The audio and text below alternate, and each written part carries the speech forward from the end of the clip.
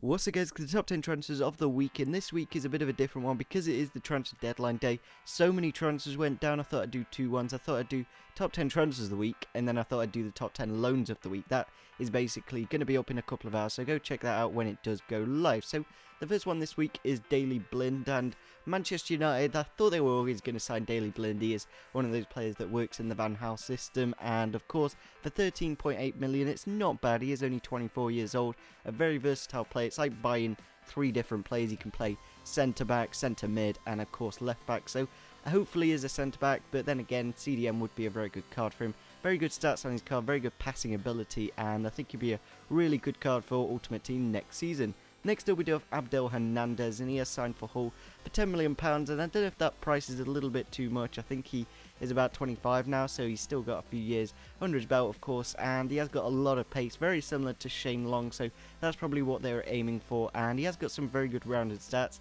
and hopefully as a goal, because he'd be an absolute bargain of a gem.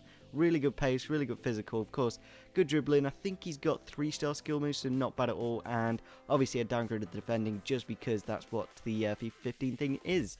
Next up we do have Esteban Cambiasso, the legend, and he's gone to Leicester on a free, obviously kind of ending off his career now. He's probably going to be there for a couple of seasons, we'll have to see, and I've only downgraded him by one. He played 34 games last season, so that's not bad for saying he is 34 years old, and he has got some pretty good stats, and hopefully keeps them quite high. I don't know, maybe EA will downgrade him to like a 76, maybe even a 75, but hopefully he kind of keeps his rating, keeps those stats quite good. Next up we do have Danny Welbeck, and I'm really glad this transfer's gone through. He's one of those guys that, like, he does so hard for England, but then at the club they just don't really play him that much, so hopefully Arsenal gets a lot of first team football in the striker position, and it could give England the option of playing a 4-1-2-on-2. I was talking about this on Twitter. We could play like Henderson in deep role and then a couple of wingers out wide, Rooney in the cam spot, and then Welbeck and Sturridge up front. So I think that'll be a really good option, very similar to the Liverpool play style, so hopefully that's what England go for in the future, and for 16 million I'd say that's quite a good price.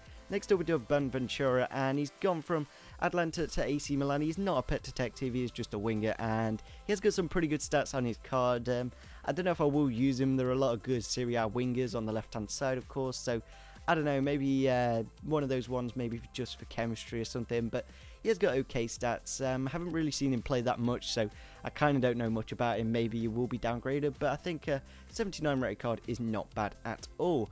Next up we do have Loic Remy, and I don't know why Chelsea really signed him. I don't know if it's just so that other people don't have him and he does damage against them. That could be an option for him, but hopefully he does get a lot of game time. He is one of those players that are really good, of course, on FIFA and in real life, and he has got some really good stats on his card, and as they are doing the physical stat next year, he's going to be really good because he's got quite good strength, really good stamina, and really good jumping. I think he's got like 94 jumping or something crazy like that, so a really good card for next year, and of course a really good shot as well.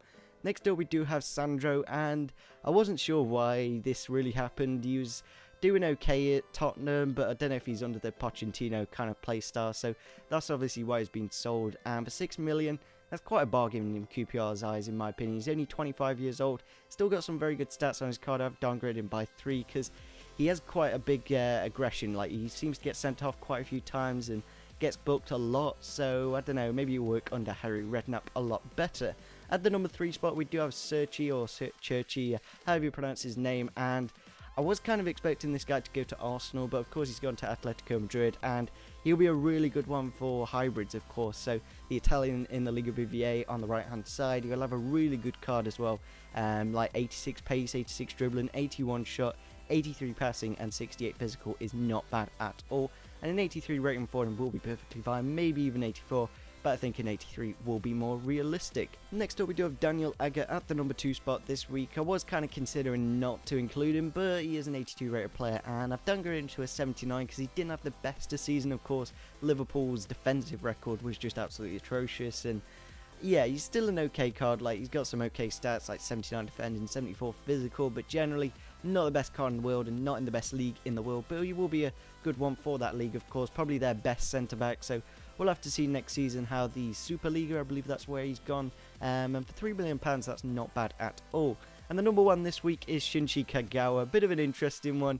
Really glad he's left United because he just wasn't going to work under that Van Gaal system, and of course at Borussia Dortmund he did play there before, and I can see him doing really well again, like in the Bundesliga. He is that kind of player that just will go back there and do a really good job, so can't wait to see him in there. I was considering making a left winger, but if the likes of Royce and who's the other guy, I can't remember off the top of my head, but they have got quite a few wingers already, so hopefully he stays in the cam position, and hopefully he has a good season at Dortmund. And for £6 million, that is a pretty good bargain of a price. Of course, not the best at United, but if you did enjoy this top 10 transfers of the week, the top 10 loans of the week will be up in the next couple of hours, so check out that. I'll leave a link if you've basically watched this video after a day or so. So yeah, check it out. Subscribe if you're on your channel, smash the like button, and see you soon. Bye.